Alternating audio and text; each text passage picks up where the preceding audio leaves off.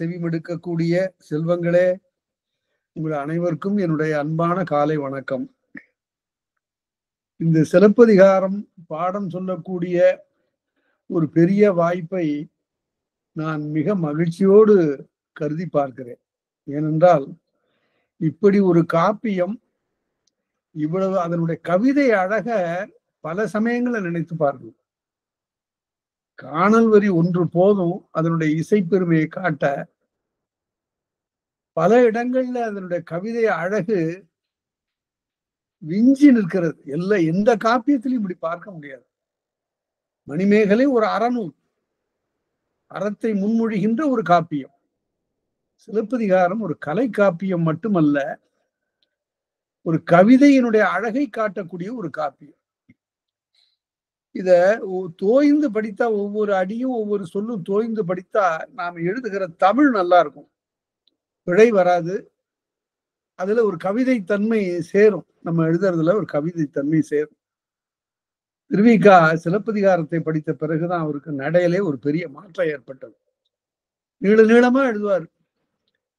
அதை மாற்றி சிலப்பதிகாரத்தை படித்த பிறகு அவர் எழுதுறாரு, சோழ நாடு ஒரு பசும் பறவை. பறவைன்னா இடையினம் போடணும். ரெண்டுக்கும் ஒலிப்பிலே வேறுபாடு இருக்கு. பறவை என்பதற்கும் பறவை என்பதற்கும் வேறுபாடு இருக்கு. சோழ நாடு ஒரு பசும் பறவை, அதன் முடி நீலவான், அடி பைங்கூழ், பண் மருதம், உடைமை சோறு, ஓம்பல் விருந்து, போர்வை பொழில். இதுக்கு மேல அது என்ன சொல்றது? அது அப்படியே ஒரு ஆசிரியப்பா. இது எழுதி பார்த்தீங்கன்னா ஆசிரியப்பாவா இருக்கும்.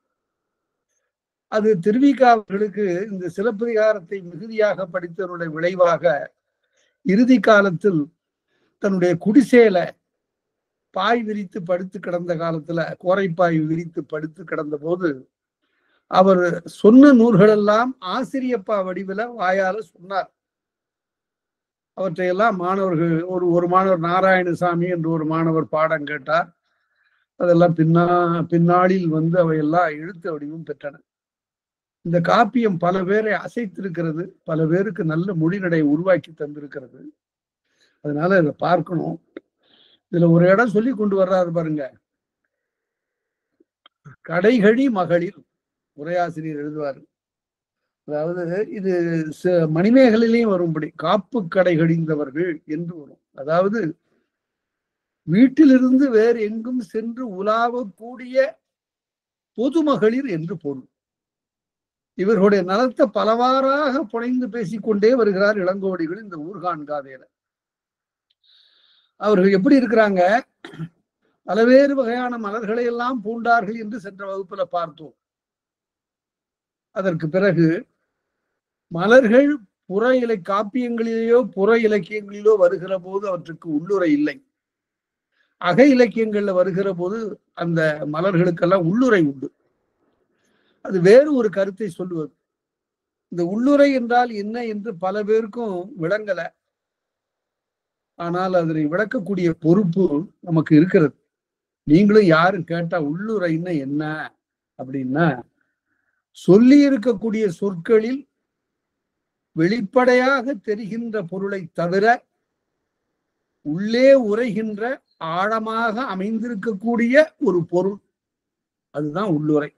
எடுத்துக்காட்டு வேணும்னு சொன்னா, அடுத்தடுத்து வருகின்ற 2 குறள்ல திருவள்ளுவர் சொல்லுகிறார். திருவள்ளுவர் சங்க இலக்கியத்திற்கு விளக்கமாக அமைந்த பல குறட்பாக்கள் இருக்கின்றன. சங்க இலக்கியத்துல ஒரு சொல் வேண்டும், அதுக்கு விளக்கம் வேண்டும்னா திருக்குறள்ல பார்க்கலாம். அதே போல பார்க்க வேண்டும் என்றால் திருக்குறள்ல பார்க்கலாம். திருக்குறள் எல்லாம் இருக்கிறது. நான் இப்ப சொல்லக்கூடிய செய்தியை பாருங்க. நீங்க நுனிக்கொம்பர் ஏறினார் அகுதிறந்து ஊக்கின் உயிர்க்கு இறுதியாகிவிடும். அவ்வளவுதான் ஒரு குறள். அதாவது ஒரு மரத்தினுடைய கிளையில, உச்சாணி கிளையில ஏறினவன், அதுக்கு மேலேயும் கிளை இருக்கு. இந்த கிளையே ரொம்ப மெல்லிதாக இருக்கிறது. அதுக்கு மேல போனான்னா அந்த கிளை ஒடிந்து கீழே விழுந்து அவனுக்கு உயிர்க்கு இறுதி ஏற்படும் என்று சொல்லுகிறார்.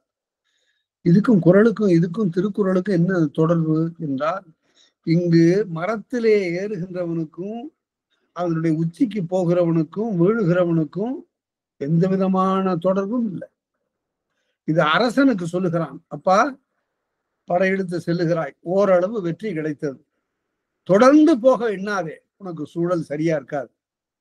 அதனால நுனிக்கொம்பர் ஏறினார் அகுதிறந்து ஊக்கின் உயிர்கிருதி ஆகிவிடும். அது போல ஒரு எல்லை வச்சுக்க எதுலையும். இது அரசனுக்கு மட்டும் இல்ல, எல்லாருக்கும் பொருந்தும். ஒரு எல்லை, ஒரு சினத்துக்கு கூட ஒரு எல்லை உண்டு. அதே போல எல்லாவற்றுக்குமே ஆசைக்கு எல்லை உண்டு என்று ஒவ்வொன்றுக்கும் எல்லை உண்டு என்பதனை உள்ளுரையாக அமைந்தது இந்த குறள். அடுத்த குறள்ல அதுக்கு முன்னால உள்ள குறள்ல பீலிபை சாகாடும் அச்சரும் அப்பண்டம் சால மிகுத்து பெயின். மயிர்பீலி தான், எடையே இல்லாததுதான், அதுக்குன்னு அதுக்கு அளவில்லாம போட்டு ஒரு வண்டியில சகடம் முறிஞ்சு போடும், அச்சு முறிஞ்சிடும். அதுபோல ஒருவனுக்கு எவ்வளவு முடியுமோ அந்த பொறுப்பைத்தான் ஏற்று செயல்படும். அதனால அத்தகைய உள்ளுரையெல்லாம் பல பாடல்கள்ல இங்க உள்ளுரைக்கு சிறந்த காப்பியம் இந்த இளங்கோடிகளுடைய காப்பியம். அதை பல இடங்கள்ல பார்த்திருக்கிறோம், இப்ப மறுபடியும் பார்த்தோம். அந்துகிர் கோவை அணியோடு கொண்டு இந்த பெண்கள் பல மலர்களையும் அணிந்து அடிகளை எல்லாம் அணிந்து மிகச்சிறந்த கோலத்தோடு வருகிறார்கள். மலைச்சிறகு அறிந்த வச்சிர வேந்தற்கு இந்திரன் என்ன செய்தான்? திருவிளையாடற் புராணத்துல வருகின்ற செய்தி. அன்பர்களே, ஒன்று சொல்லுங்கள், திருவிளையாடற் புராணம் 2 இருக்கு. 2 திருவிளையாடற் புராணங்கள் உள்ளன. ஒன்று பரஞ்சோதி முனிவர் எழுதியது, இன்னொன்று கடவுள் மாமுனிவர் எழுதியது. இந்த 2 திருவிளையாடல்களிலும் சொல்லப்படுகின்ற செய்திகள்ல சிறு சிறு வேறுபாடுகள் இருக்கின்றன. பரஞ்சோதியின் திருவிளையாடல் 17ஆம் நூற்றாண்டிலே தோன்றியது, மிகச் சிறந்தது. பல பேர் இலக்கிய வரலாறு எழுதுகிறவர்கள் எல்லாம் என்ன செய்கிறார்கள் என்றால், இது வடமொழியிலே தோன்றிய ஆலாசிய மகாத்மியம் என்ற அந்த நூலை பார்த்து எழுதியது. இது ஒரு பெரிய நோய். இது மதுரையினுடைய சுற்று வட்டாரத்துல தோன்றிய கதைகளை எல்லாம் கொண்டு எழுதப்பட்ட ஒரு நூல். இதுக்கும் வடநாட்டுக்கும் தொடர்பே இல்லை, இதுக்கும் வடமொழிக்கும் தொடர்பு இல்லை. இங்கு இருக்கக்கூடிய அன்பர்கள் புராண அடிப்படையில் நினைந்து அந்த சோமசுந்தர கடவுளுடைய பெருமையை, மீனாட்சி அம்மையினுடைய பெருமையை பலவாறாக புனைந்து பேசுவதுதான் 2 திருவிளையாடலும். அதை உணர்ந்து கொள்ள வேண்டும். அப்படி மதுரையினுடைய அழக திருவிளையாடற் புராணம் ரொம்ப நல்லா சொல்லுது. அங்கங்கே கலைகள் தேரும் அறிவன் போல் இயங்கும் என்று. தென்றல் எப்படி இருக்குதான்னா, ஊருக்குள்ளார் புகுந்து தென்றல் வருகிற போது ஒரு மாணவன் அங்கங்க போய் புத்தகம்லாம் எடுத்து படிக்கிறது மாதிரி அங்கங்கே கலைகள் தேரும் அறிவன் போன்று எங்கெங்கும் இயங்குகிறது தென்றல் பார். அது போல பல நுட்பங்கள்லாம் திருவிளையாடற் புராணத்துல சொல்லப்படுகின்றன. அதுல அப்படிப்பட்ட அதுலதான் வரக்கூடிய திருவிளையாடல் இது. மலைச்சிறகு அறிந்த வச்சிர வேந்தன், வஜ்ராயுதத்தை தன்னுடைய படைக்கலனாக கொண்டிருக்கக்கூடிய இந்திரன் மலையினுடைய சிறகுகளை அறிந்தான், வெட்டி வீழ்த்தினான் என்பது ஒரு திருவிளையாடல். அவை கர்வம் கொண்டு அலைந்தன. அப்போது அவற்றினுடைய செருக்கை அடக்குவதற்காக அவற்றினுடைய சிறகுகளை அறிந்தான் தன்னுடைய வாழ் கொண்டு என்பது ஒரு. அப்படிப்பட்ட மதுரையில் கலிகெழு மதுரை. கலி என்றால் ஓசை, ஆரவாரம் மிகுந்த, அதனாலதான் கலித்தொகைன்னு சந்தம் மிகுந்த பாட்டு எல்லாம். ஒரு ஓசை நயம் மிகுந்த பாடல் கலித்தொகை. கலிகெழு கூடல் செவ்வணி காட்ட, அந்த பாண்டிய அரசனால் ஆளப்படுகின்ற மதுரை காண்பார்க்கெல்லாம் செவ்வணி காட்ட, தன்னுடைய அழகை காட்டுமாறு காரரசாளன் பாடையோடு வரும். கார்காலம் என்ற வேந்தன் அவன் வாடை காற்றை கொண்டு வர்றான். முதல் காற்று என்று சொல்லப்படுகிறது. அதாவது நன்றாக நீங்கள் நினைத்து பார்க்க வேண்டும். கார் காலம், கூதிர்காலம், இளவேனிற்காலம், முதுவேனிற்காலம், முன்பணிக்காலம், பின்பணிக்காலம். இந்த 6 கால பாகுபாடுகள். இந்த காலங்கள்ல வரக்கூடிய காற்றுகளுக்கு வாடை, கூதிர்காலம், கொண்டல் அது கிழக்கில் இருந்து வருவது, கோடை மேற்கில் இருந்து வருவது, 4 வகையான காற்று.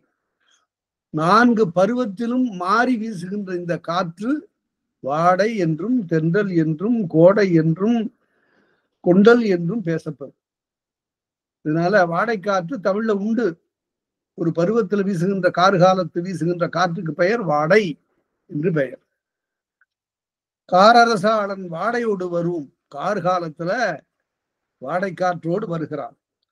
அத்தகைய காலமன்றியும் நூலோர் சிறப்பின் முகில்தோய் மாடத்து அகில்தரு விறகின், அதாவது முகில்தோய் மாடம் உயர்ந்த பல அடுக்குகளை உடைய கட்டடம். அதுல அகில்தரு விறகின், அங்க அடுப்பு எரிக்கிறாங்க. எதை கொண்டு அடுப்பு எரிக்கிறாங்க? பயன்படாத மரத்தை தானே அடுப்பெரிப்பாங்க. ஆனா இங்க அப்படி இல்லை. சந்தன மரம், அகில் மரம் ஆகியவற்றை எல்லாம் கொண்டு அடுப்பு எரிக்கிறார். அந்த அளவுக்கு வசதி உடையது. கபிலர் பாடுறாரு புறநானூற்றுல, குரத்தி மாட்டிய வரற்கடை கொள்ளி ஆரம் மாதலின் அம்புகை அயலது. இந்த பாட்டை கொஞ்சம் கவனிச்சு பாருங்க. உரையில சொல்லாத செய்தியை நான் சொல்றேன். கபிலருடைய பாட்டு அது. கபிலருடைய பாட்டுன்னா கொஞ்சம் கவனமா படிக்கணும். ஏன்னா அவர் நம்முடைய சிந்தனைக்கு எட்டாத பல செய்திகளை எல்லாம் கொண்டு வந்து சேர்த்திருப்பார். எடுத்துக்காட்டுக்கு சொல்ற, குரத்தி மாட்டிய வரற்கடை கொள்ளி. குரத்தி என்ன பண்றா, அப்படியே காட்டு பக்கம் போய் சந்தன கிளைகள்லாம் ஒடிச்சிட்டு வந்து அடுப்பு எரிக்கிறான். சந்தனம் அவளுக்கு அடுப்பு விறகாயிட்டு. அடுப்பு எரிக்கிற போது குரத்தி மாட்டிய வரற்கடை கொள்ளி ஆரம் மாதலின் சந்தனமாக இருப்பதனால் அதனுடைய புகை என்ன ஆகுது? வெண்புகை. அது அப்படியே போய் பெரிய ஓங்கி இருக்கக்கூடிய பெரு மரத்தினுடைய கிளையை சுற்று. அப்படின்னா என்ன பொருள் என்றால், பாரியினுடைய புகழ் மூவேந்தர்கள் என்று வலிமையோடு இருக்கக்கூடிய அரசர்களை சென்று தாக்கியதுன்னு உள்ளுரை. புறநானூற்றுல புறப்பாட்டுல உள்ளுரை வராதும்பாங்க. ஆனால் தமிழ் இலக்கியத்துல, சங்க இலக்கியங்கள்ல 3 பாடல்களில் 3 புறப்பாடல்களில் உள்ளுரை வந்திருக்கிறது. அதுல இது ஒண்ணு. மற்ற 2ஐயும் பாடியவனும் கபிலன் தான். அதனால 3 பாடல்களை அவர் பாடியிருக்கிறார். இங்க ஆரம் அகில்தரு விறகின், அது போல இங்க குரத்திக்கே சந்தன மரம் விறகாச்சு. இங்க முகில்தோய் மாடத்து, அங்கிருந்து முகில்கள் வந்து உலாவி மெல்ல மெல்ல வந்து படிகின்ற அவ்வளவு உயரமான அந்த மதுரையில் மடவரல் மகளிர் தடவு நெருப்பு அமர்ந்து, தடவு என்றால் தடா என்று இருந்தது தடவுன்னு ஆச்சு. தடவு நிலா நிலவு ஆவது போல தடா தடவு என்று ஆயிற்று. தடான்னா பெரிய வாயகன்ற ஒரு பாத்திரம் என்று பொருள். மடவரல் மகளிர், மடப்பத்தை உடைய பெண்கள். மடம்ங்கிறத நான் முன்னாடியே விளக்கி சொல்லியிருக்கிறேன். அதற்கு பல பேர் வந்து தவறா பொருள் எழுதிடுறாங்க. மடம் என்றால் அறிவின்மைன்னு எழுதக்கூடாது. பெண்களுக்கு அச்சம், நாணம், மடம், பயிர்ப்பு என்று 4 பண்புகள் உண்டு. அதுல மடம் என்பது அறிவின்மை என்று. அது சார்ந்து ஒழுகும் தன்மை. எப்படின்னா, பெற்றோருடைய அறிவையும் கணவனுடைய அறிவையும் போற்றுதல் என்று பொருள். தன்னுடைய அறிவை மறைத்து கொண்டு, அவளுக்கும் அறிவு இருக்கிறது, பெற்றோரை விட கணவனை விட சிறந்த அறிவுடையவளாகவும் இருப்பாள். ஆனால் ஒரு குடும்ப உறவு ஒப்புரவு என்பதற்காக அவள் மற்றவர்களுடைய அறிவுரைகளை ஏற்றுக்கொள்வாள். அப்படியா, சரி, நான் அப்படியே இருக்கிறேன் என்று சொல்லக்கூடிய அதுதான் மடம் என்று சொல்லுவார்கள். பயிர்ப்பு என்றால் தமக்கு முன்பின் அறிமுகம் இல்லாத பொருள்களிடத்தோ மனிதர்களிடத்தோ விலகி நிற்றல், அது பயிர்ப்பு. அச்சம் நாணத்துக்கு பொருள் எல்லாம் சொல்லிட்டோம். ஏன் அச்சம் நாணம் மட்டும் ஏன் விளங்குதுன்னா, அந்த அச்சம் நாணம் ஆண்களுக்கும் உண்டு. திருவள்ளுவர் அதை சொல்றாரு. அவ்வாறு முகில்தோய் மாடத்து அகில்தரு விறகின் மடவரல் மகளிர் தடவு நெருப்பு அமர்ந்து, வாடக்காத்து வீசுது, கார்காலம், குளிர் தாங்க முடியல, அதனால சந்தனக்கட்டையை போட்டு எரிச்சு அதிலிருந்து வரக்கூடிய வெப்பத்தை நுகர்ந்து கொண்டு நறுஞ்சாந்து அகலத்து நம்பியர் தம்மோடு மாறுபல சந்தனத்தை பூசிக்கொண்டு தமக்கு இனிய காதற் கேழ்வரோடு குறுங்கண் அடைக்கும். சின்ன சின்ன பலகணி இருக்கு காற்று வருவதற்காக, அதையெல்லாம் அடைக்கிறாங்க. ஏன்னா வாடை காற்று உள்ளே வரக்கூடாது என்பதற்காக. குறுங்கண் அடைக்கும் கூதிர்காலையும் அந்த கூதிர்காலத்திலும் கூதிர்காலைன்னு போடுறாரு பாருங்க. பல பேர் பெரும்பாலானவர்கள் பிழை செய்யக்கூடிய இடம் அது. கூதிர்காலம்னு வல்லூற்று மிகுந்து எழுதணும்.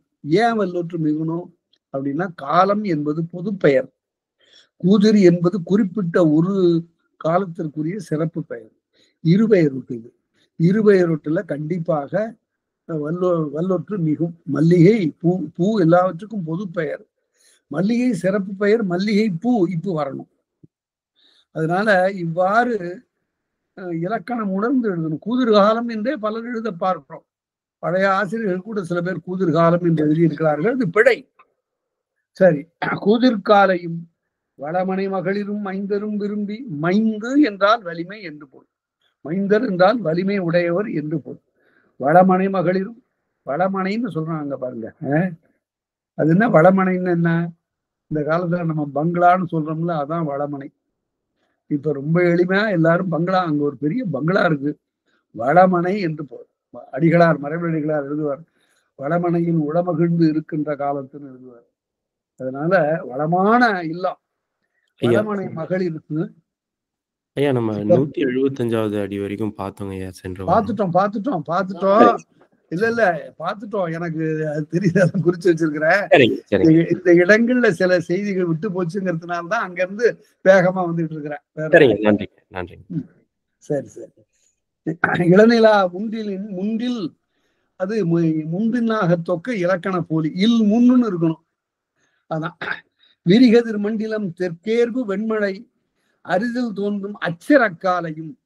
எதற்காக திரும்ப இந்த பகுதி சொல்றேன்னா, 6 வேறு பருவங்கள் வரக்கூடியதனை வரிசையா சொல்லிட்டு வர்றாரு. சில இடங்கள்ல சில பேர் எழுதியதனுடைய வழிவுதான் நான் இந்த பகுதியை நான் மறுபடியும் பாடம் சொல்றேன். என்ன, இப்படி வாடை காற்றுங்கிறது தமிழ்நாட்டுல இல்லைங்கிறார் ஒருத்தர். இதுக்கு இதை விட என்ன சான்று வேணும்? காப்பிய சான்று. அதனால விரிகதிர் மண்டிலம் தெற்கேர்வு வெண்மழை அரிதில் தோன்றும் அச்சரக்காலையும், வெள்ளிய முகில்கள் அரிதாக தோன்றுகின்ற அச்சரக்காலையும் முன்பணி காலத்திலும், அங்கதன்றையும் ஓங்கிரும் பரப்பின் வங்க வீட்டத்து தொண்டியோரிட்ட, தொண்டியில இருக்கிறவர்கள் கொண்டு வந்து விட்ட அகில் துகில் ஆரம் வாசம், வாசம் நிறைந்த பூக்கள், தொகு கருப்பூரம், கருப்பூரம் என்று எழுதணும், கற்பூரம் என்று எழுதக்கூடாது. ஆண்டாள் கருப்பூரம் என்று எழுதுவாங்க. தொகு கருப்பூரம் சுமந்துடன் வந்த கொண்டலுடன் புகுந்த கொண்டலுடன் புகுந்து கொண்டல் என்று வந்தது. அது கிழக்கு காற்று. ஒவ்வொரு காற்றா சொல்லிட்டு வர்றார். கொண்டலோடு புகுந்து கோமகன் கூடல் வெங்கண் நடுவேல் வில்விழா காணும். அந்த பாண்டிய அரசனுடைய மதுரையில ஒரு பெரிய வில் விழா நடக்கிறது, வீர பெருவிழா நடக்கிறது. அது பங்குனி மாதத்துல.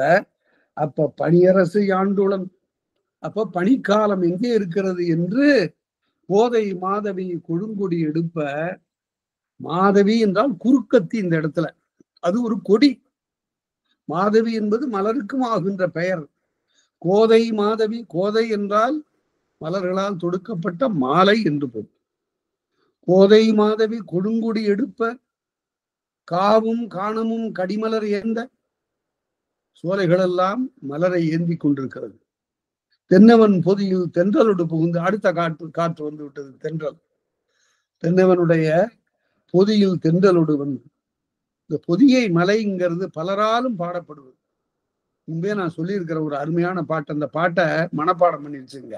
ஏன்னா குமரகுருபரர் போல பிற்காலத்து பாடல் சார்ந்த ஒரு பெரும்பலவரை பார்ப்பது அரிது. அவர் சொல்றார், இங்க அந்த புதிய மலையை பார்க்கிறார். அவருக்கு புதிய மலை எப்படி இருந்து மேலிருந்து அருவி அப்படியே வழிகிறது. வேகமாக வந்து விழுகின்ற அருவியை பார்க்கிறார். பார்த்த உடனே ஒரு சைவ சமயத்தினுடைய பெரும் புலவராக இருக்கக்கூடிய ஒருவருக்கு அந்த காட்சி எப்படி இருக்கிறது என்றால், திங்கள் முடி சூடுமலை தென்றல் விளையாடு மலை. திங்களை தன்னுடைய முடியிலே சூடி இருக்கிற மலைன்னா அவ்வளவு உயரமா இருக்கு. இப்பவும் போய் பார்த்தா தெரியும். குற்றாலத்துல நல்ல கோடை காலத்துல அப்படி நிலா, பௌர்ணமி நிலா மேலே வருகின்ற காலத்தை பார்த்தா அது அந்த மலையினுடைய முடியில உட்கார்ந்து இருப்பது போல இருக்கும். திங்கள் முடி சூடுமலை தென்றல் விளையாடு மலை, தங்கு புயல் சூழுமலை, புயல்கள் சூழ்ந்திருக்கக்கூடிய மலை, தமிழ் முனிவன் வாழுமலை. அங்கே தமிழ் முனிவன் வாழுகிறான், அகத்தியன் வாழுகிறான். இந்த தமிழ் அகத்தியன் வேற. இந்த தமிழ் அகத்தியன் தொல்காப்பியருக்கு முற்பட்டவனாக கருதப்படுகிறவன். அவன் எழுதிய நூல் நமக்கு கிடைக்கல. அவன் எழுதியதாக காட்டப்படுகின்ற 12 நூற்பாக்கள் அவன் எழுதியது இல்லை. அது பிற்கால இடைச்செருகல். தென்னவன் பொதியில் தென்றலொடு புகுந்து மன்னவன் கூடல் மகிழ்துணை தழும் திங்கள் முடி சூடுமலை தென்றல் விளையாடுமலை தங்கு முயல் சூடுமலை தமிழ் முனிவன் வாழுமலை. இதெல்லாம் சரி. அடுத்த 2 அடி குமரகுருவர் சொன்னார் பாருங்க. அந்த அருவி ஒழுகுது. அது எப்படி இருக்கு அப்படின்னா, அங்கையர்க்கண் அம்மை திரு அருள் சுரந்ததென பொங்கருவி விழுமலை. அம்மா தன்னுடைய அருளை அப்படியே காட்டுவது போல, அந்த மீனாட்சி அம்மை தன்னுடைய அருளை காட்டுவது போல அங்கையர்க்கண் அம்மை. அது மலை மாதிரி இருக்கிறாரு சிவபெருமான். அவர்கிட்ட ஒரு அசைவும் இல்லை. அவர் ரொம்ப கெட்டியான ஆளு. ஆனா அவருக்கு பாகமாக இருந்த அந்த பார்வதி இரக்கமே உருவான வழி. அவருடைய அருள் உணர்ச்சி அப்படியே அருவியாக வழிகிறது என்று சொன்னார். இந்நிலவேனில் யாண்டுளன் கொல்லென்று, அந்த இளவேனில் காலம் எங்கே இருக்கிறது என்று தேடிக்கொண்டு வருகிறது.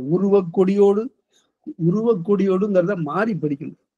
கொடி போன்ற உருவமுள்ள பெண்களோடு, உடைப்பெறும் கொடுனரோடு, அவர்களுடைய கொடுனரோடு, கணவரோடு, பருவம் என்னும் படர்தீர் ஆலை, பருவம் என்ற அந்த துன்பத்தை எல்லாம் நீங்குகின்ற காலத்தில் கன்றமர் ஆயமுடு களிற்றினம் நடுங்க. ஆயம் என்பது இங்கு பெண் யானைகளை குறித்தது. பெண் யானைன்னு சொல்லக்கூடாது, பிடின்னு சொல்லணும். ஆனால் எளிமை கருதி இப்ப எல்லாருக்கும் விளங்கணுங்கிறதுக்காக பெண் யானை என்று சொல்லப்படுகிறது. கன்றமர் ஆயமுடு, யானை கன்றுகளோடு பிடிகளும் சேர்ந்து களிற்றினம் நடுங்க. இப்ப வெயில் வந்துருச்சு. வெயில் வந்தா யானைக்கு பொறுக்காது. இந்த வெயில் காலத்து கோடை காலத்தில் தான் யானைக்கு மும்மதம் தோன்றும். அது 3 உறுப்புகள்ல இருந்து வரக்கூடிய மத நீர். அது உள்ளா இருக்கிற குடல்ல இருக்கக்கூடிய பகுதிகள் எல்லாம் வெந்து போய் அது அப்படியே மேலே அப்படியே தண்ணீராக, அப்படியே பிசு பிசுன்னு இருக்கக்கூடிய தண்ணீராக மத்தகத்தின் வழியாக வழியும். அதற்கு பிறகு அதனுடைய பிற்பகுதி வழியாக வழியும். அதனுடைய வாய் வழியாக, தும்பிக்கை வழியாக வழியும். அதனால இப்படி 3 இடங்கள்ல இருந்து வடிவதனால இதுக்கு மும்மதம் என்று பெயர். என்று ஊழ் நின்ற குன்றுகெடு நன்னாட்டு. அந்த கோடை காலத்துல என்றூழ் என்றால் வெயில் என்று பொருள். அது ஊழ் என்றால் முதிர்ச்சி என்று பொருள். பழம் ஊழ்த்தது என்றால் பழம் முதிர்ந்தது என்று பொருள். இந்த வினை சொற்களை எல்லாம் கையாள்வார் இல்லப்ப. அவ்வாறு என்று அதே போல ஒருவனுக்கு ஊழ் என்று சொன்னால் அது வினை முற்றி வருகின்ற காலம் என்று பொருள். என்று ஊழ் நின்ற குன்றுகெடு நன்னாட்டு. குன்றுகள் மிகுந்திருக்கக்கூடிய நாட்டில் காடு தீ பிறப்ப கனையெறி பொத்தி. காடுகள் எல்லாம் வெயில் காலத்துல பற்றி எரிகின்றன. கோடையோடு புகுந்து கூடல் ஆண்ட, கோடை காலத்தோடு புகுந்து கூடல் நகரத்தை ஆண்டிருக்கக்கூடிய வேனில் வேந்தன், கோடை என்ற அரசன் அங்கிருந்து வருகிறான். முதுவேனில் வந்து விட்டது. அது வேற்றுப்புலம் படர ஓசனிக்கின்ற உருவையில் கடைநாள். ஓசனிக்கின்ற என்றால் போதற்கு ஒருப்பட்டு நீங்குகின்ற என்று எழுதுவார்கள் உரையாசிரியர்கள். மெல்ல தயங்கி தயங்கி போகின்ற என்று பொருள். உருவெயில் என்கிறது உரிச்சொற்றொடர். மிகுந்த வெயில். கடைநாள் வையமும் சிவிகையும் அரசன் இப்ப என்ன பண்றா, இந்த மகளிருக்கெல்லாம் அவரவர்கள் ஊர்ந்து செல்வதற்குரிய ஊர்திகளை தருகிறான். வையம் வண்டி, சிவிகை பல்லக்கு, மணிக்கால் அமளி, மாணிக்க கற்களை பதித்த இருக்கை, உய்யானத்தில், உய்யானம் என்றால் சோலை, சோலையின் கண்ணே உறுதுணை மகிழ்ச்சியும் சாமரை கவரியும். சாமரை வீசுகின்ற கவரி, கவரி விசிறி. இந்த இடத்துல அது மயிர் திரளாக அமைந்திருக்கக்கூடிய ஒரு விசிறி. தமணிய அடைப்பையும் பொன்னால் செய்யப்பட்டிருக்கூடிய வெற்றிலை சீவல் பெட்டியும். கூர்நுனை வாழும் கோமகன் கொடுப்ப, பாதுகாப்புக்காக வாளையும் கொடுக்கிறான். அப்படி வாறு கொடுப்ப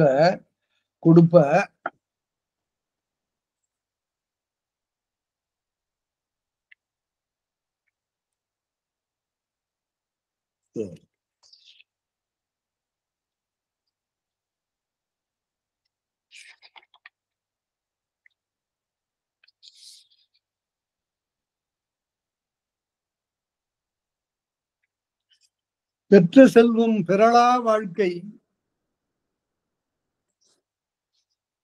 பெற்ற செல்வம் பெறலா வாழ்க்கை, பொற்றுடி மடந்தையர் புதுமணம் புணர்ந்து. எல்லா செல்வங்களையும் பெற்றார்கள் மதுரையில இருக்கக்கூடிய மகளிர்.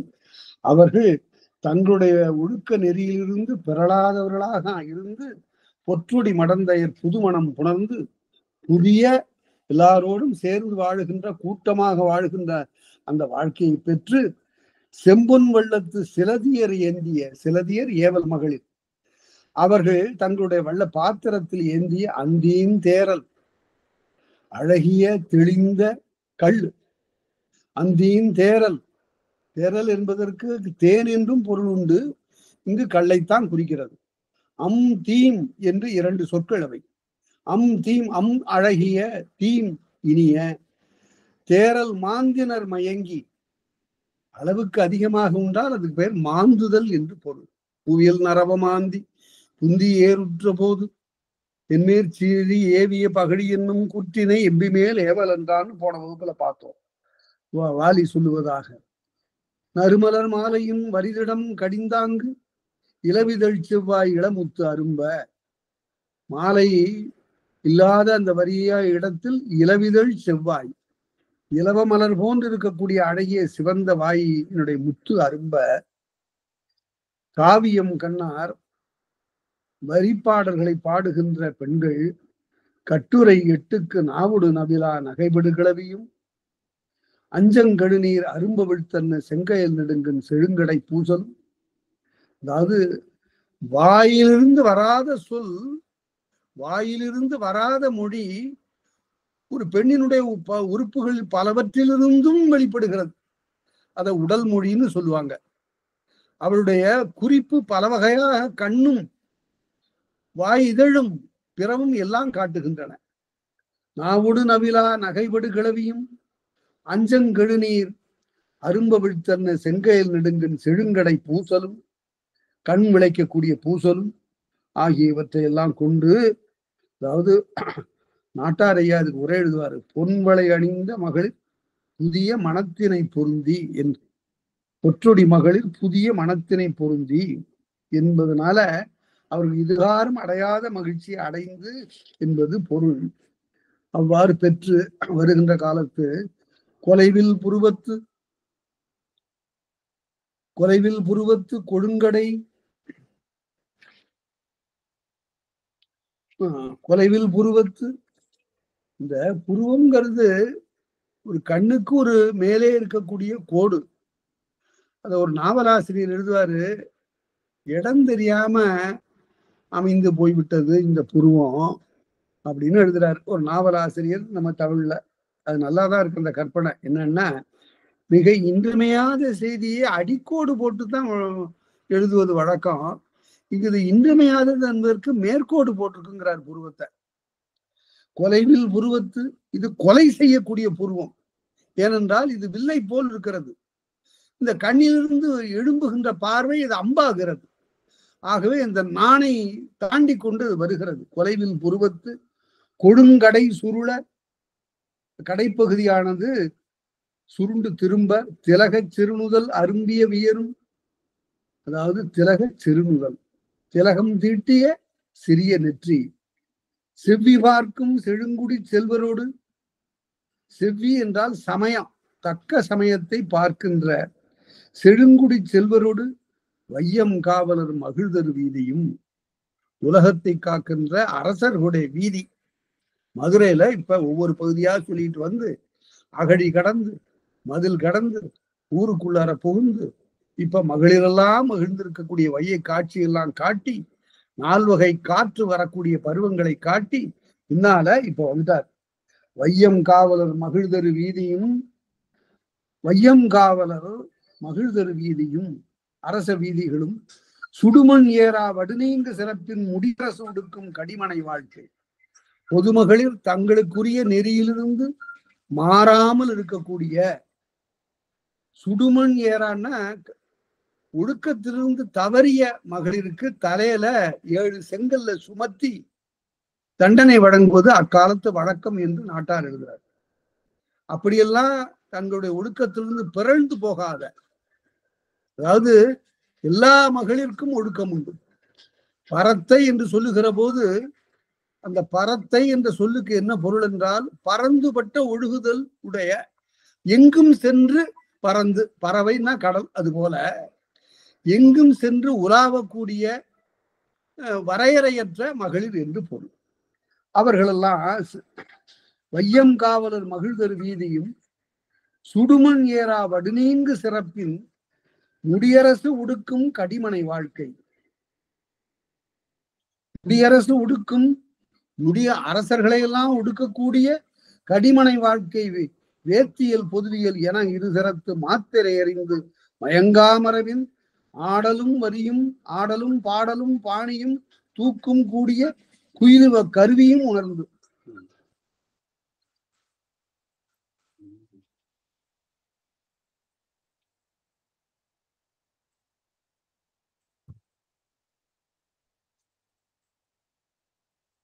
அதாவது அரச வீதியை அடுத்து எது இருக்கிறது என்றால் இந்த மகளிர் வீதி இருக்கிறது. ஆடல் பாடல் ஆகியவற்றில் தேர்ந்த மகளிர். ராசராச பெருவேந்தன் கோயிலை கட்டிய பிறகு கோயிலினுடைய 4 திருச்சுற்றுகளிலும் 108 மகளிரை, ஆடல் பாடல் வல்ல மகளிரை கொண்டு வந்து குடியேற்றினான் என்பது வரலாறு. அதுபோல வேத்தியல் பொதுவியல், அதை போன வகுப்புல பார்த்தோம். வேந்தருடைய அவையில ஆடக்கூடிய நிகழ்ச்சி வேத்தியல், பொது மண்டல ஆடக்கூடியது பொதுவியல். வேத்தியல் பொதுவியல் என இருசிறத்து மாத்திரை அறிந்து மயங்கா அமரவின் ஆடல். மாத்திரை கண்ணொடி பொழுது கூட பிறளாதவாறு இலக்கணம் அறிந்து ஆடுகின்ற ஆடல். பாடல் அதாவது வரிப்பாடல், பாணி, தாளம், தூக்கு, செய்யுள் என்று கூடிய குயிலுவ கருவியும் உணர்ந்து. குயிலுவ கருவின்னு தோற்கருவி, தோற்கருவிகளை எல்லாம் உணர்ந்து அவ்வாறு இசைக்கக்கூடிய நிலையில் 4 வகை மரபின் அபிநய களத்தினும் 4 வகையான அபிநயம், நிற்றல், இருத்தல், கிடத்தல், இயங்கல், 4 வகை. ஒரு நடனம்னா இப்படி இருக்கும், 4 இருக்கும். அதாவது இருந்து ஆடுவாள், நின்று ஆடுவாள், இயங்குவாள், கிடந்து ஆடுவாள். 7 வகை நிலத்தினும் எய்தெது விரிக்கும். 7 வகை நிலம் என்பதற்கு சரிகம பதனின்னு எழுதினாங்க. குரல், துத்தம், கைக்களை, உளை, இழி, விளரி, தாரம் என்ற 7 சுரநிலைகள் என்று சொல்லப்படுது. சுரங்கிறது கோல் என்பது தமிழ். மலைப்படும் சிறப்பின் தலைக்கோல் அறிவையும் வாரம்பாடும் தோரிய மடந்தையும்.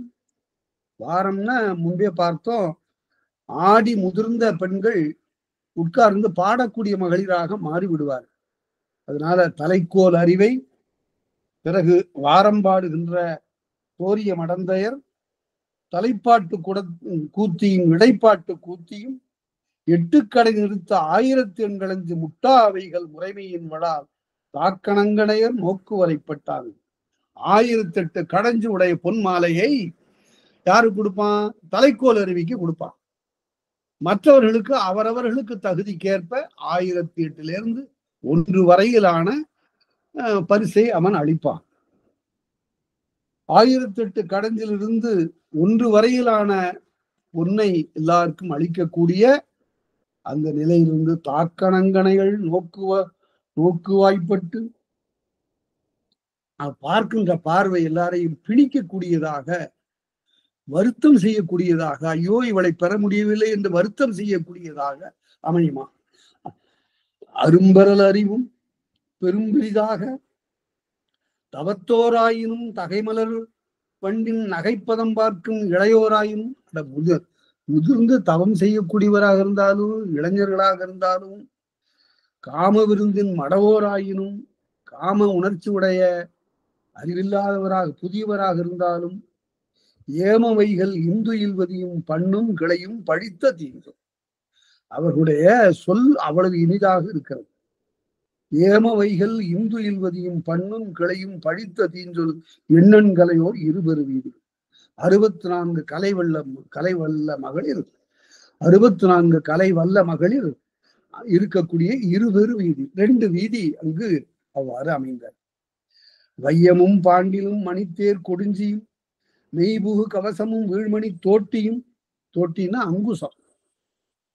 வண்டி, அதற்கு பிறகு மூடு வண்டி, அப்புறம் தேரு, தேர்ல இருக்கக்கூடிய கொடுஞ்சி என்று சொல்லக்கூடிய பிடிப்பு, தாமரை வடிவமாக இருக்கக்கூடிய ஒரு பிடிப்பு, மெய்யிலே போட்டுக் கொள்கின்ற கவசம், இவற்றையெல்லாம் செய்யக்கூடிய தோட்டி, அங்குசத்தை வடிக்கக்கூடிய அதழ் முனை அரணம், தோலாலே செய்யப்படுகின்ற பாதுகாப்பு கருவிகள், அரியா யோகம், கை கவசங்கள், வளைதரு குழியம், வாழ்வெண் கவரி, வளைதரு குடியம்னா வளைதடி, இவையெல்லாம் ஆயுதங்கள். இவற்றையும் வாழ்வெண் கவரியும் வெண்மையான விசிறியும் ஆகியவற்றை எல்லாம் செய்யக்கூடிய வளைதரு குழியும் பிறவும் ஆகியவற்றை ஏனை படமும் பன்றி படம் வரைந்திருக்கக்கூடிய கிடுகு அல்லது கேடயம், காடூன்று கடிகையும்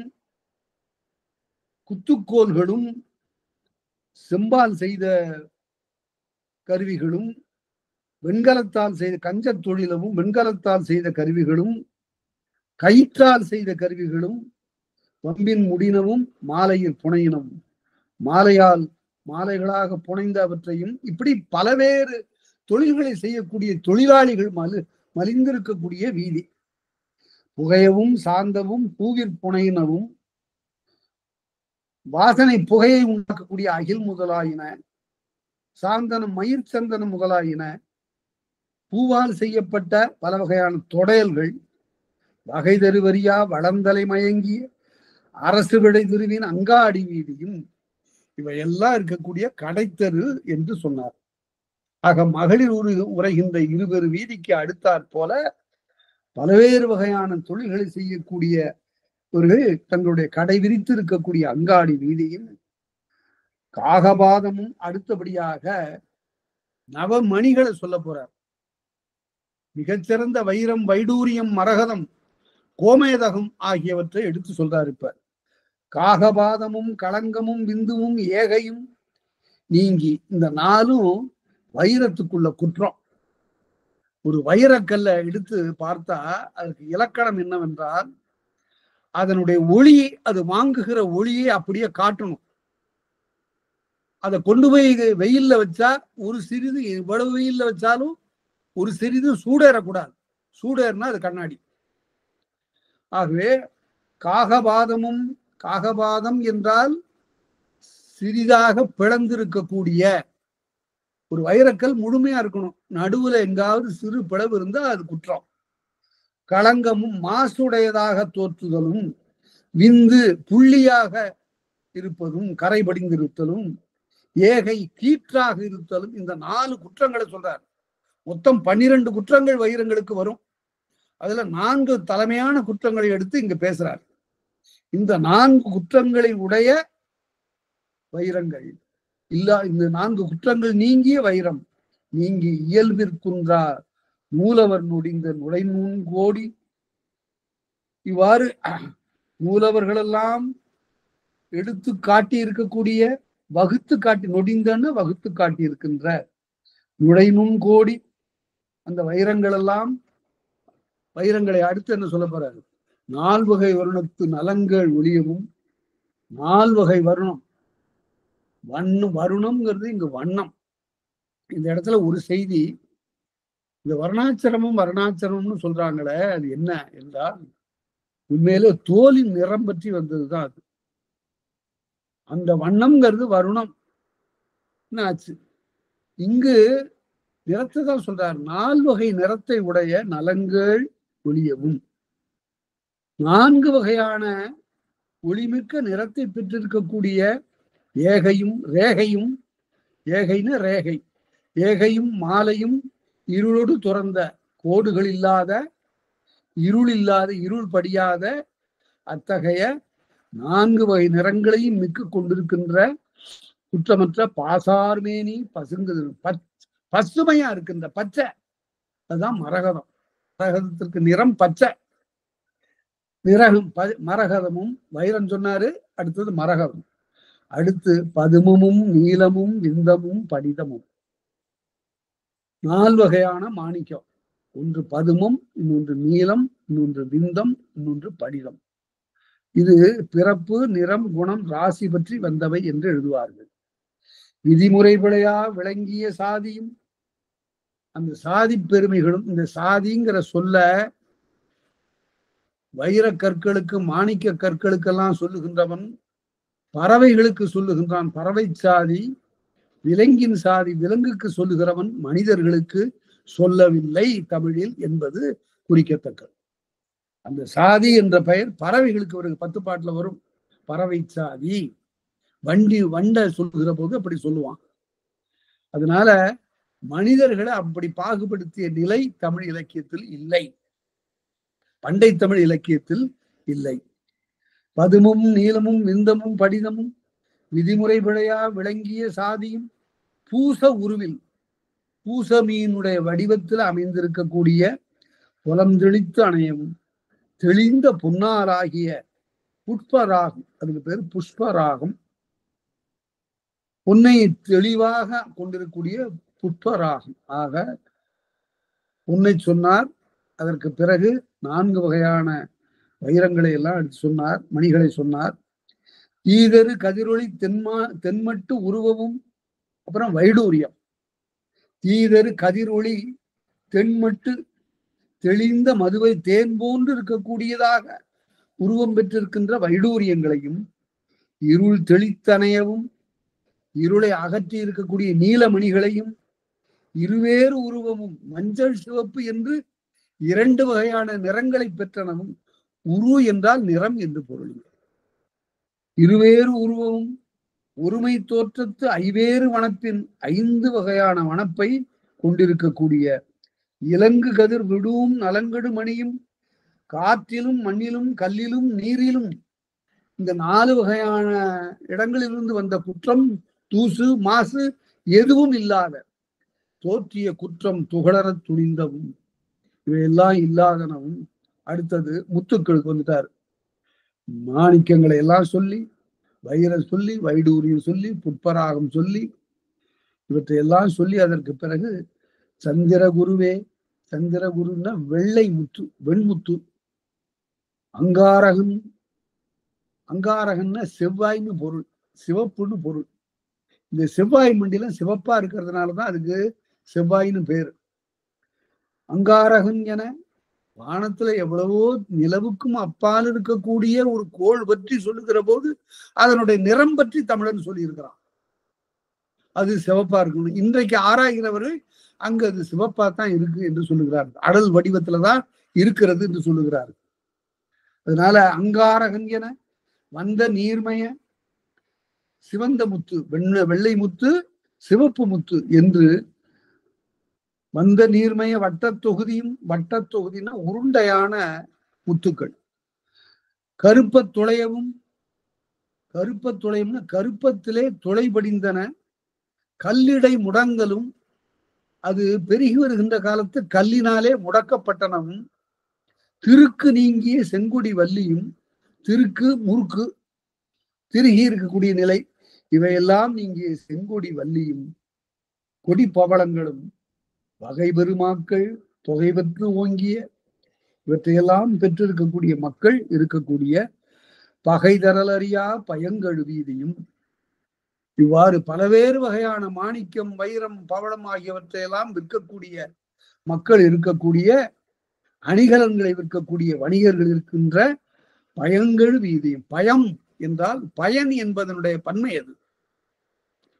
பயங்கழு வீதியும் கபிலர் புறநானூற்றுல பயம்னு எழுதுவார். காலமன்றியும் மரம் பயம் பகரும், காலம் இல்லாவிட்டாலும் கூட மரம் பயன்களை தரும். பகைதரறியா பயங்கழு வீதியும், சாதரூபம், கிளிச்சிறை, ஆடகம், சாம்புநதம் என ஓங்கிய கொள்கையில் பொன் 4 வகைப்படும்.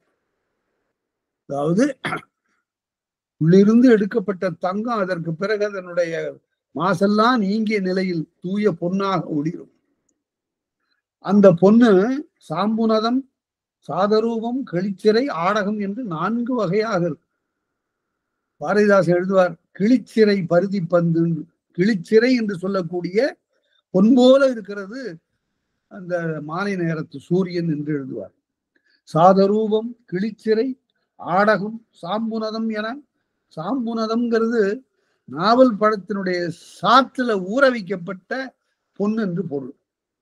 ஓங்கிய குகையில் புலந்தெறி மாக்கள், பொன்னை தேர்ந்து கொள்ளுகின்ற அந்த மாக்கள், கலங்க அஞர் ஒளித்தாங்கு, அஞர் துன்பம் கலங்குகின்ற கலக்கத்தை ஒளித்தாங்கு, இலங்கு குறி எடுக்கும் நலங்களர் வீதி. அப்படி பொன்னாலாகிய பல வகையான பொன்னாலாகிய அணிகலன்களுடைய குற்றம் தீர்ந்த நிலையில் அவற்றை தொழில் செய்யக்கூடியவர்களுடைய வீதியில், நூலினும் மயிரினும் உடைநூல் பட்டினும். அடுத்து ஆடைகளுக்கு வர்றார். நூலால் செய்யப்பட்ட ஆடை. நூல் அப்படிங்கிறதுக்கு என்ன பொருள் என்றால், ஒழுக்கம் ஒழுகியது என்று பொருள். நுவல் என்பதும் நூல் என்று ஆயிற்று. நூலினும் மயிரினும் மயிராலும் செய்யப்பட்டது. எலிமயிர் என்று எழுதுவார். அது காட்டு எலி. அதனுடைய தோலை எடுத்து அதற்கு பிறகு இருக்கிற மயிரை எடுத்து பின்னுதல் வழக்கம். நூலினும் மயிரினும் நுழைநூர் பட்டினும், மிக மென்மையான பூச்சிகளிலிருந்து எடுக்கப்பட்ட பட்டு நூலினும், பால் வகை தெரியா பன்னூல் எடுக்கத்து, பகுதி பகுதியாக பால் வகை தெரியா பன்னூறு அடுக்கத்து, பகுத்து பகுத்து சொல்ல முடியாதவாறு பன்னூறாக பெருகி இருக்கின்ற நறுமடி ஆடை, மடிப்பு ஆடை, செறிந்த அறுவை வீதியும். அறுவை தறியில போட்டு அறுத்து எடுக்கிறதுனால, துண்டு துண்டா அறுத்து எடுக்கிறதுனால அதுக்கு அறுவை என்று பெயர். அறுவை வீதியும், நிறைகோல் துலாத்தர். துலாம் என்றால், துலாக்கோல் என்றால் நிறைகோல். தராசுன்னு வடமொழியில சொல்லுவாங்க. அது நிறைகோல் என்று பொருள். சமன் செய்து சீர்தூக்கும் கோல் என்று எழுதுவார். நிறைகோல் துலாத்தர், பறைக்கட் பராரையும், பெரிய அடிப்பக்கம் அகன்று இருக்கக்கூடிய பறை, அது மேல குறுகி வட்டமா இருக்கும்.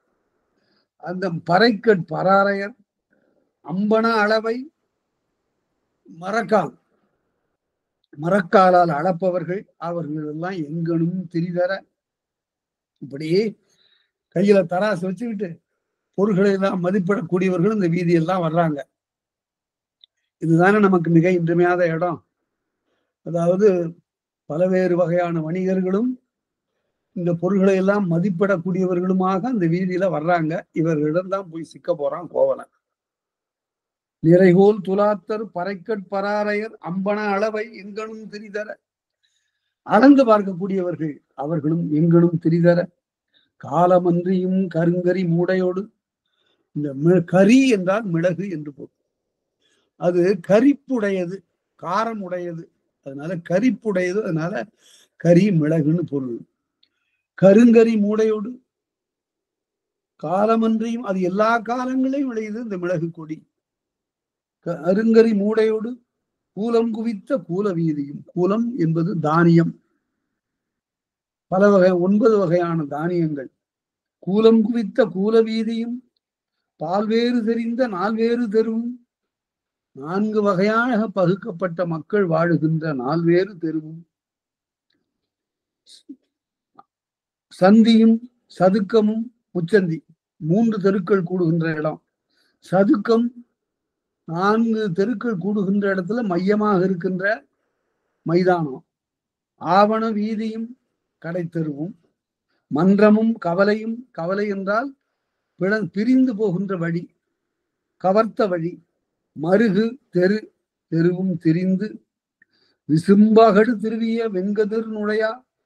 வானந்தோய இருக்கக்கூடிய வெங்கதிர் கதிர் நுழைய முடியாத பசுங்கொடி படாகை பந்தர் நீழல். அங்கங்கு பந்தல் போட்டிருக்காங்க. பெரிய விதானங்கள் அமைத்திருக்கிறார்கள். அவற்றின் ஊடே கதிரினுடைய ஒளி உள்ளே நுழைய முடியவில்லை. எங்கும் நிழல் பறந்திருக்கிறது.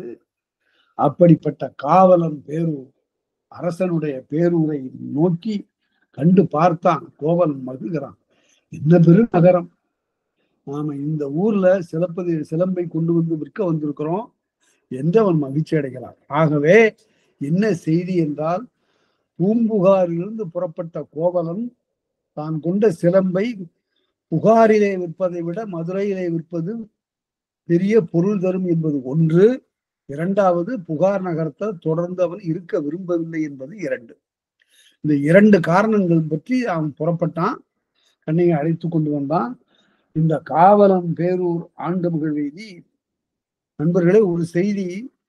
அயல்நாட்டவர்கள் எல்லாருக்கும் பண்டை தமிழகத்தில் தெரிந்த ஒரு பெருநகரம், எல்லாருக்கும் தெரிந்த ஒரு பெருநகரம் மதுரை. மதுரை என்பது அவர்கள் தெரியாம என்ன செய்துட்டாங்கன்னா, மதுரை என்பதை சென்னைக்கு வந்து முதல்ல கரையேறுகிற காலத்துல கொச்சியிலிருந்து வந்தாங்க. வந்து சென்னைக்கு வந்து அதற்கு பிறகு கரையேறுகிற காலத்துல அந்த இடத்துக்கும் மதுரைன்னு நினைச்சாங்க. மதுராஸ் சொன்னான் முதல்ல. இது மதுராஸ் என்று அரேபியர்கள் சொன்னாங்க. இந்த மதுராஸ் என்றவன் சொன்னதுதான் மெட்ராஸ்ன்னு ஆச்சு. இந்த மெட்ராஸுக்கு இதுதான் காரணம், இப்படி பெயர் வந்ததுக்கு. அதுக்கப்புறம் சென்னைன்னு வந்ததற்கு காரணம், அதுல இப்ப செயலகம் இருக்கிற பகுதி, இந்த பாரிஸ் இருக்கிற பகுதியை வந்து சென்னப்ப நாயக்கர் என்பவர் வாங்கினார். அவருடைய இடங்கிறதுனால இதுக்கு சென்னை என்று பெயர்.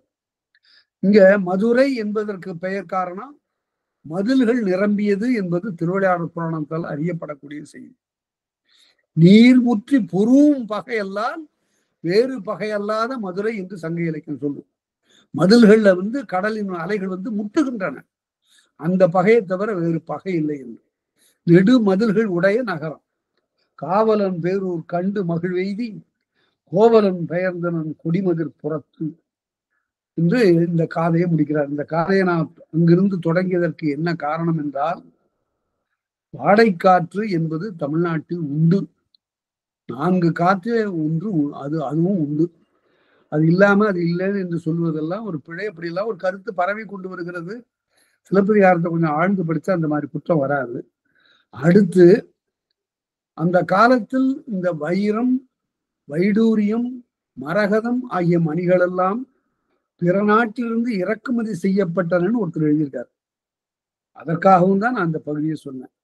அவையெல்லாம் இங்கேயே மலைகளிலே கிடைத்தன. அந்த மலையிடை பிறவா மணியே என்கோன்னு தொடக்கத்திலே சொல்லிட்டாரு. மலையில பிறக்கின்ற இந்த மணிகள் இருக்கின்றன, ஆனால் கண்ணையே நீ மலையில பிறக்காத மணி என்று சொல்லுகிறார்.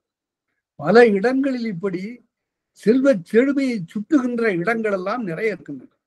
இவையெல்லாம் வெளிநாட்டிலிருந்து இறக்குமதியான பொருட்கள் என்று சொல்லுவது பெரும் பிழை. அவ்வளவு செல்வ பெரும் சீமையாக இருந்தது நம்முடைய தமிழகம். அதனால அந்த பகுதியை பார்த்தான். ரொம்ப மகிழ்ச்சியோட வந்து அங்கிருந்து வருகிறான். வந்து இப்ப என்ன செய்ய போறான், எல்லாவற்றையும் பார்த்து விட்டு திரும்ப வருகிறான். மதுரை இப்படித்தான் இருக்கு, சரி ரொம்ப நல்ல இடம் என்று கருதி இப்போ ஊர்கான் காதை முடிந்து அடைக்கல காதைக்கு நாம வருகிறோம். 15வது காதை. இது ஏறத்தாழ நம்ம பாதிக்கு மேல வந்துட்டோம். ஏன்னா பின்னால் இருக்கிற காதைகள் அளவில் சிறியவையாக சில காதைகள்லாம் இருக்கின்றன. இப்ப அந்த அடைக்கல காதையை மட்டும் நீங்கள் முழுமையும் படித்தீர்களானால் ஒரு புதிய செய்தி பெறலாம். அதை பற்றி அறிஞர்கள்லாம் நூல்கள்ல எழுதியிருக்கிறாங்க. என்னவென்றால், கோவலன் இப்படி சிலம்பை விற்கக்கூடிய அளவிற்கு வறுமையுற்றதற்கு என்ன காரணம்? இது ஒரு வினா. என்ன காரணம்? குலந்தரு வான்பொருட் குன்றம் தொலைந்த இளம்பாடு நாணுத்தரும் அப்படின்னு அவனே சொல்றான். திருக்குறள் மாதிரி இருக்கு பாருங்க. குலந்தரு வான்பொருட் குன்றம் தொலைந்த இளம்பாடு நாணுத்தரும். அதாவது மலையளவுக்கு செல்வத்தை குவிச்சு வச்சுட்டு போனாங்க, எல்லாத்தையும் இழந்து விட்ட என்னுடைய செயல் நாணத்தை தருகிறது என்று கோவலன் கண்ணகியிடம் வந்து சொல்லுகிறான். செல்வம் எங்க போச்சு? மாதவியிடம் கொடுத்துட்டானா எல்லாத்தையும்? இல்ல. மாதவி அப்படி அவனை வருத்தி செல்வம் பெறக்கூடியவள் இல்லை.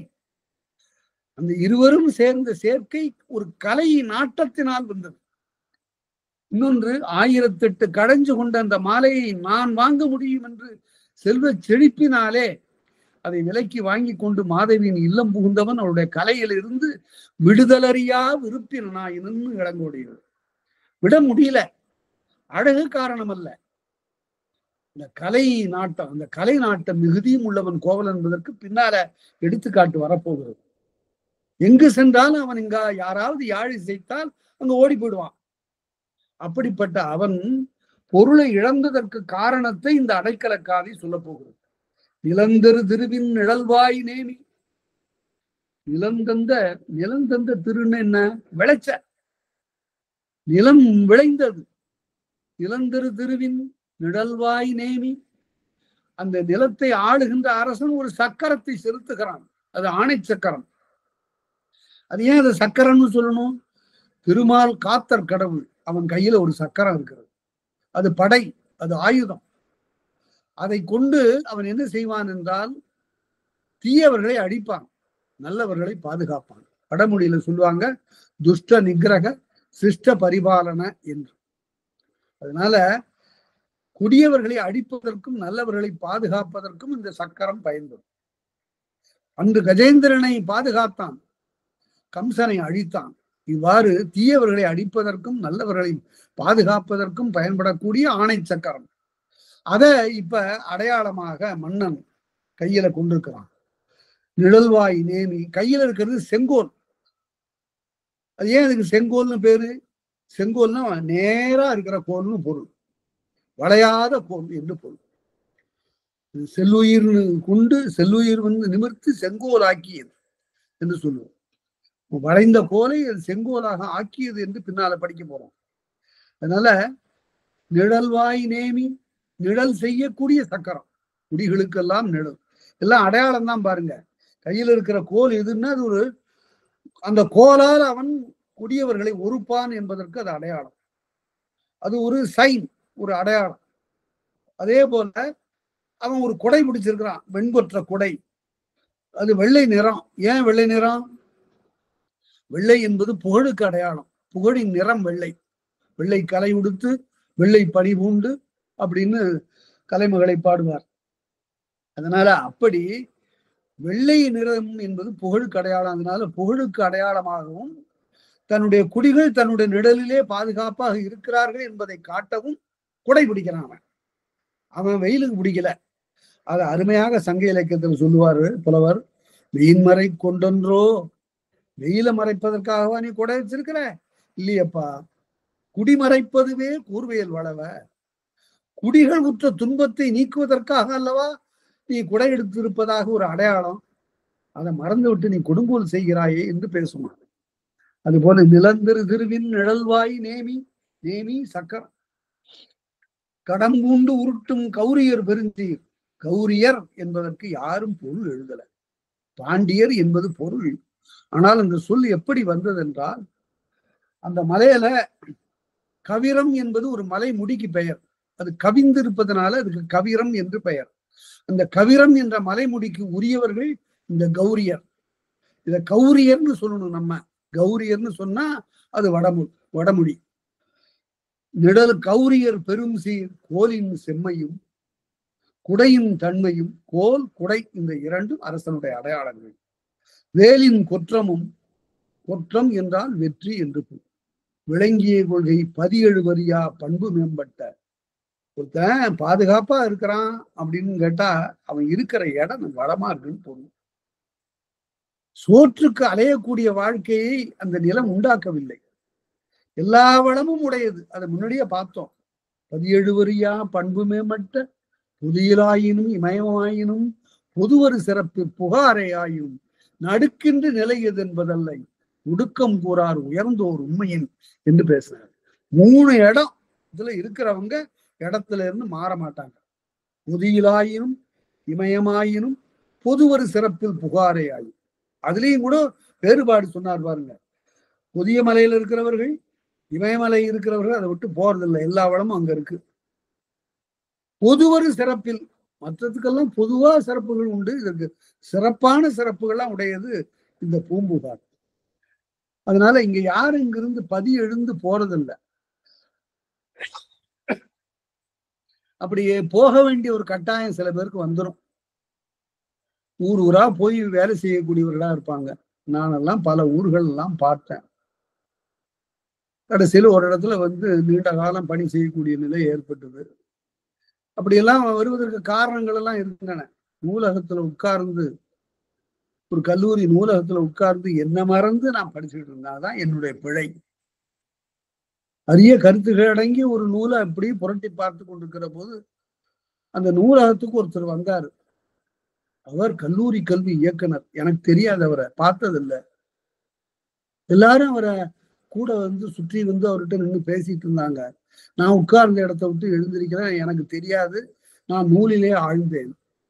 அதனால என்ன ஆச்சுன்னு கேட்டா, அவர் யார் அவரு இன்னாரு அப்படின்னு. அவ்வளவுதான். மறுநாளே எனக்கு மாற்றல் உத்தரவு வந்துருச்சு புதுக்கோட்டை. ஆக ஒரு பணிவு காட்டவில்லை என்பது ஒரு உள்ள குறிப்பு உங்களுக்கு. இது எனக்கு நடந்ததுங்கிறத பத்தி நான் சொல்லுவதற்காக வரல, இங்க சொல்லவில்லை.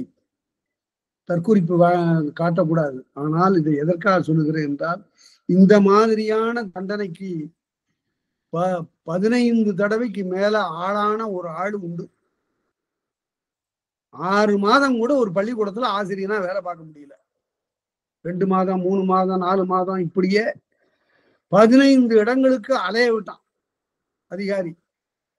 15 ஊர்கள்ல பணியாற்றிய காலத்துல 2வது வகுப்பு 3வது வகுப்புக்கு பாடம் சொல்லி கொடுக்கிற ஒரு ஆசிரியர். அதுக்கு மேல அவருக்கு பெரும் புலமை இருந்தது. ஆனா அவருக்கு வாய்ப்பு கிடைத்ததெல்லாம் 2வது 3வது, மீறி போனா 4ஆம் வகுப்புக்கு பாடம். அவர்தான் அத்தனை ஆண்டுகளும் வேலை பார்த்து 30 ஆண்டுகள் வேலை பார்த்து இனி இந்த தொழிலே வேண்டான்னு ஓய்வு பெற்று வருகிறார். அவர்தான் நம்முடைய உள்ளமெல்லாம் போற்ற நம்முடைய உள்ளத்தில் என்றும் நிலையாக வீற்றிருக்கின்ற பாவேந்தர் பாரதிதாசன். அப்படி அலைக்கழிக்கப்பட்டார். ஒரு ஊருக்குள்ள தங்கறதுக்கு இடம் கூட கிடையாது. அவ்வளவு பெரிய கவிஞன் யாருக்கு பாடம் சொன்னான்னா 2வது வகுப்பு 3வது வகுப்பு 4வது வகுப்பு. என்ன கொடுமை! அறிஞர்களை பயன்படுத்திக் கொள்வதற்கு கூட இந்த உலகத்திற்கு அறிவில்லை. யாரிடம் நம்ம இவற்றையெல்லாம் ஐயங்களை எல்லாம் போக்கிக் கொள்ளலாம் என்று அவங்களுக்கு தெரியும். ஆனா அணுகுவதில்லை, தேவையில்லை. அப்படிப்பட்ட நிலை இருந்தது. அதே சமயத்துல தேடி போய் ஒரு பெரிய அறிஞர் பாடம் சொல்றதுல வல்லவர். அவரை போல யாரும் பாடம் சொல்றதுல இயலாது. அப்படி பாடம் சொல்லக்கூடிய ஒரு அறிஞர் ஒருத்தர் இருந்தார். அவரிடம்தான் படிக்கணும்னு ஒரு சிறுவனுக்கு நாட்டம். சிறுவனை விட சிறுவனை பெற்ற தந்தைக்கு நாட்டம். பாப்பா, நீ இங்கெல்லாம் படிக்க வேண்டாம், அரியலூர்ல படிச்ச, உடையார்பாளையத்துல படிச்ச, இதெல்லாம் ஓரளவுக்கு கல்வி கொடுத்தது வேண்டாம், வா திருச்சிக்கு போவோம், அங்க ஒரு பெரிய மலை இருக்கு, அதுகிட்ட பாடம் கேட்கணும் என்று தன்னுடைய மகன் சாமிநாதனை அழைத்து கொண்டு போய் திருச்சியில் இருந்த மகாவித்வான் மீனாட்சி சுந்தரம் பிள்ளையிடம், ஐயா நீங்க தான் இந்த பிள்ளைக்கு பாடம் சொல்லி என்ன பாடம் சொல்லி கொடுப்பதுல அவ்வளவு சிறந்த ஒரு ஆசிரியன் இந்த மகாவித்வான் மீனாட்சி சுந்தரம். அதனால அப்படியெல்லாம் அறிவை வளர்த்த ஒரு தமிழகம். 17 வரியா இப்ப மீனாட்சி சுந்தரம் பிள்ளை திருச்சியிலே நிலையா இருந்தார். அவருக்கு எல்லா வசதிகளையும் மடம் செய்து திருவாவடுதுறை மடம் செய்து கொடுத்தது.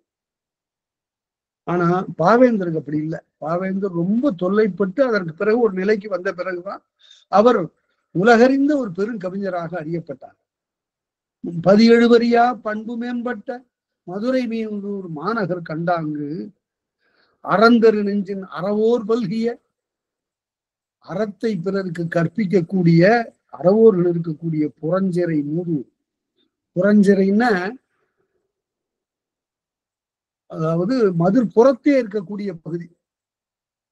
மதுர் புறத்தே இருக்கக்கூடிய பகுதிக்கு திரும்பி வர்றான். புறஞ்சிறை மூதூர் பொழிலிடம் புகுந்து தங்கியிருக்கிற அந்த இடத்திற்கு தீது தீர் மதுரையும், இந்த அடைமொழியெல்லாம் என்ன காரணம் கருதி கொடுக்கிறார் பாருங்க.